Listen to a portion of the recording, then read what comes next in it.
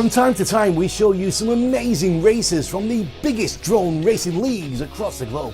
But this time, well, this is something completely different. The arena where the drones are fighting like fighter jets in this sport, called the drone combat, engineering and aerial dogfighting meet in the unforgiving crucible of the Aerial Sports League Combat Arena. The rules are simple: 2 drones enter, only 1 drone leaves.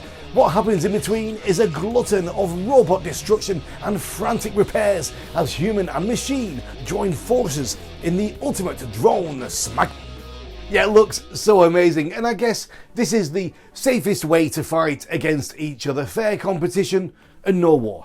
Guys, it's an absolute honour for me to continue our amazing Air Sports News journey into the 12th season of Air Sports News. We have been constantly delivering you fresh and confirmed news from the world of aviation for 111 weeks in a row. We are totally self-funded, and we are asking for a little help via our Patreon page. A tiny donation of a few dollars, euros or pounds a month can really help us to continuously provide our content and pay the rent, of course. And the likes and shares and subscriptions are always welcome. They help the algorithms to push our show so more people see it. Anyway, let's get started. My name's Regan Tetlow, and let's begin the brand new season of Air Sports News.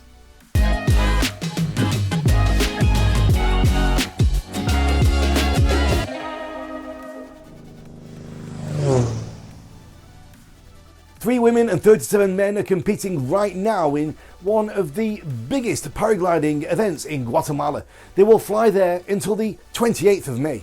The event, organised by Mr. Nelson Buenafuerte, is committed to the sports development of paragliding in Guatemala, and mainly in the Chiquimula region. The commitment is to promote, sponsor, encourage and improve sports and cultural development through international class sports championships that generate a social and tourist development in the region. The pilots are flying in a beautiful Guatemala landscape, starting from Buenafuerte ramp located in La Aldea, Saspan, 980 metres above the sea level. While closing this episode, pilots were after briefing to the first 46-kilometre task with 7 checkpoints on the way, but the weather put a high risk for cancellation of the first day's flying. The current results will be released daily on the airturbine.com website. The big celebration of paragliding is closing also in Great Britain. So far, 24 pilots have confirmed their participation in the British PG National Championships and British Accuracy Cup. It will be the 3rd round of the British Accuracy Cup, celebrating 50 years of paragliding sport accuracy in the UK. Pilots will try their skills in the Birdwing Centre, South Cerney, Cirencester. The slots are ready for 60 pilots, and it's still a week to the start of the competition and registration process. Paragliding accuracy is the same sport as in parachuting championships. Athletes need to land in the tiny spot where every centimetre out from there means penalty points. The competition is very attractive to the public, so if someone is nearby between the 2nd and 5th of July, the Accuracy Cup is the best place to be. In last week's show, we were in the middle of the Sailplane Grand Prix competition in Jar, Poland, providing you results from the first 2 races. But today we have fresh and confirmed final results from the event. Race 3 was 305 kilometres long under weakening conditions, and the average speed of the tracks was around 90 kilometres per hour. The next races took place after 1 day's break due to the weather conditions, and pilots competed on the various tracks with the distances between 150 and 215 kilometres. After 7 racing days in Jar, the winner of the SGB Poland is Lukas Grabowski. Marek Szarczuk took the 2nd place and Tilo Holygos 3rd. Leader of the race will be heading to the SGB finals in Pavolo in September 2023, joining the 2 top pilots from SGB Sweden, Stefan Langer and Klaus Kallenbach. The next Sailplane Grand Prix is Lithuania, beginning on the 29th of May, followed by SGP Italy on June the 5th. Stay tuned for more exciting racing. My first special guest this week has a skydiving passion that began at a very young age because of the family love affair with the sport. His father was an AFF instructor, and most of his childhood memories come from the skydive Salerno DZ. Now he has almost 11 1,000 jumps, and he's preparing for the World Games 2022 in Birmingham, Alabama, USA.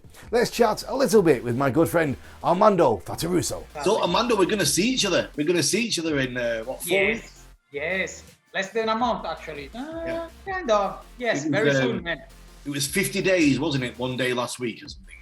Correct. So, exactly, like with Mario, my brother Mario, we already looking flights, ESTA, all the visa, all the paperwork, because straight in. Yeah. We go. It's a strange time because a lot of us haven't really traveled. I know you've been travelling a bit, but many of us have not really travelled much in the last 2.5 years, 3 years.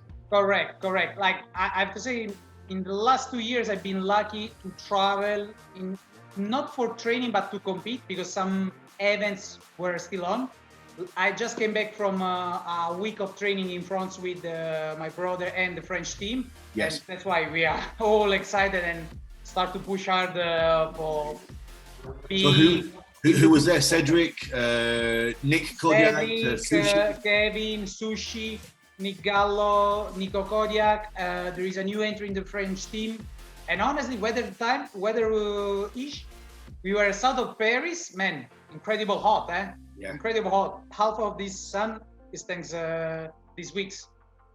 So what were you training? Were you training these World Game rules that you used in Dubai? Oh, definitely, yes, exactly. The World Game rules are slightly different respect to the general FAI rules, except for accuracy. Accuracy is the same, and freestyle judge events. So what it changed is the speed.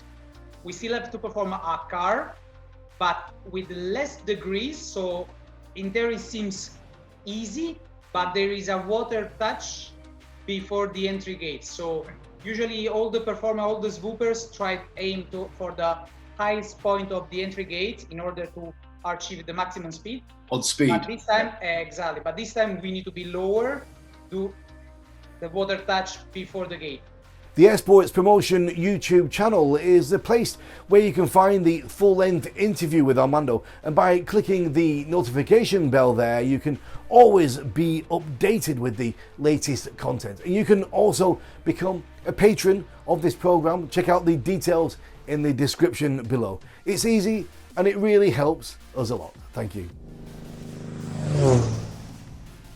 The FAI have ratified a record claim from Platform Aerospace, owner of the Vanilla unmanned UAV, for a unrefueled, uncrewed flight duration of 192 hours and 50 minutes.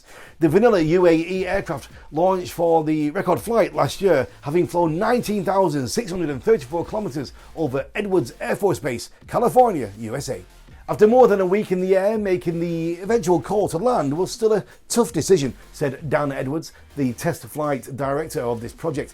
Landing at 8 days put the team into a weekend which was quieter for the Edwards Air Force Base airspace, giving the pilot team less complexity to manage. Landing in the early morning meant calm winds, helping since Vanilla was over 90 kilograms lighter than at takeoff. The airplane is a small diesel-powered high-wing construction originally designed to ultimately carry a 30-pound payload at 15,000 feet for up to 10 days without refueling. Ukrainian President Vladimir Zelensky says he wants to see a partially built unit of the biggest transport aircraft, the AN-225 Maria, finished to replace the one destroyed in the fighting at Homostel early in the war with Russia. It will cost around $800 million to finish the second aircraft, which has been stored in good condition since getting to about 70% complete in 1994. In a speech to students, Zelensky suggested that the country can't afford to not build the aircraft. Zelensky didn't offer any details of how Ukraine would come up with the money, but presumably it's a post-war project aimed at boosting national pride and honouring the pilots who have served the war. Maria was the strategic airlift cargo aircraft designed in the 1980s by the Antonov Design Bureau in the Soviet Union. It was originally developed as an enlargement of the Antonov AN-124, that's an airplane I've actually skydived from, and that was to transport the Buran-class orbiters, and only one example was ever completed and was flown mainly with heavyweight cargo missions for the Ukrainian company before it was destroyed by the Russian army.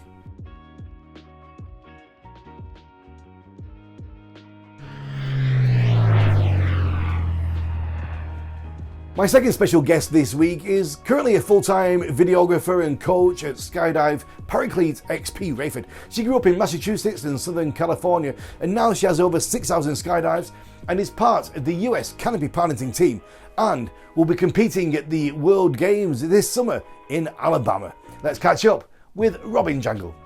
Well, 44 days for the World Games. I know. Who's there with you? What kind of a structured training have you got going on? I was just speaking to Armando Fataruso, and he went up to France last week. He was training with the French guys. Are you doing your own thing, or is Kind of my own thing, yeah. At this point, it's just whenever like the teams are training here, I'm going to try to start, especially June, leading up to everything. I'm definitely going to start training more. So whenever like a lot of like the 4-way and the 2-way like artistic teams and stuff are training, I'm going to start like getting on those loads and just try to do like a lot of back-to-backs. It's kind of just like my own thing at this point, so I could focus a little bit more on that, so it's nice. Are you dialed in with these World Games rules? Yes. It's totally different. Dragging speed, dragging distance. It's a smaller venue, so we kind of need to be on it. They want, like, they're concerned about safety, so, and I understand that. And I think training for this now it's going to be interesting. I like it. It's cool. It's changing it up, and I like it.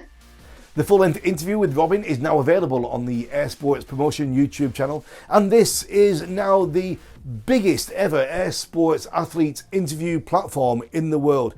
There's now more than 200 interviews there for you to have a look at. So don't forget as well, you can join us on Patreon to become a sponsor and a co-producer of this show. It would really help us. Check out the link in the description below. In the world of birds, one of the biggest sky sailors are the storks. Big black and white birds that are travelling thousands of kilometres every year and are known as one of the rare species that actually fly in thermals just for fun. Now, Jean-Claude Gonin, aeromodeler from France, decided that he wanted his own stork. This 2-metre wingspan radio-controlled model is based on a 3D printed eagle-shaped aircraft from the Plane Print factory. It weighs a bit more than 100 grams and in the air it looks like a real bird. Unfortunately, during the first test flight, it crashed due to heavy wind on the slopes, but without serious damage. Last week, the FAA approved the Huntsville International Airport to operate as a commercial space re-entry site, where the Space Shuttle-esque Dream Chaser will begin making re-entries from low Earth orbit flights. The Dream Chaser is a reusable re-entry vehicle designed by Sierra Space to deliver supplies to the International Space Station as part of the Commercial Resupply Service program by NASA. The spaceplane could begin landing at Huntsville as soon as next year. Looks like the space shuttle era is coming back, but in a more compact form. So I guess this little bird can be a future Hall of Fame hero. And who's in it this time? Let's go check it out.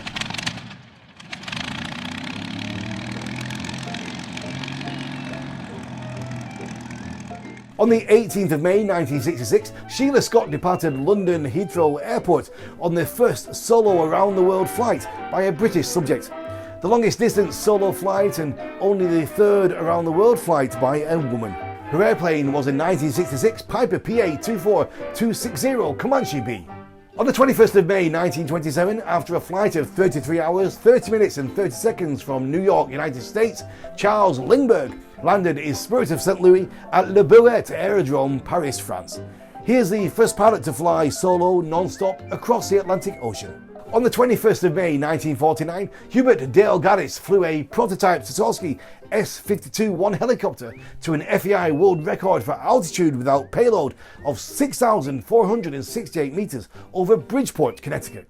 On the 22nd of May 1969, just over 100 hours after launch from the Kennedy Space Center, the lunar module for the Apollo 10 mission came within 47,400 feet of the lunar surface during a full dress rehearsal for the upcoming Apollo 11 landing. Brilliant episode, kind of an interesting start to the brand new season for Air Sports News, don't you think? Well, we'll meet here again this time next week, and don't forget to give us some likes and shares and subscribe, and if you can, join us with Patreon. With the monthly price of a coffee, you can be a co-founder of this great project, and you can choose between varying supporting options. This time I'm leaving you with some real eagle flying in Italy with a camera on its wings. but what is more important, with a full telemetry of its flight. Enjoy, stay safe, and as always, keep your eyes on the skies.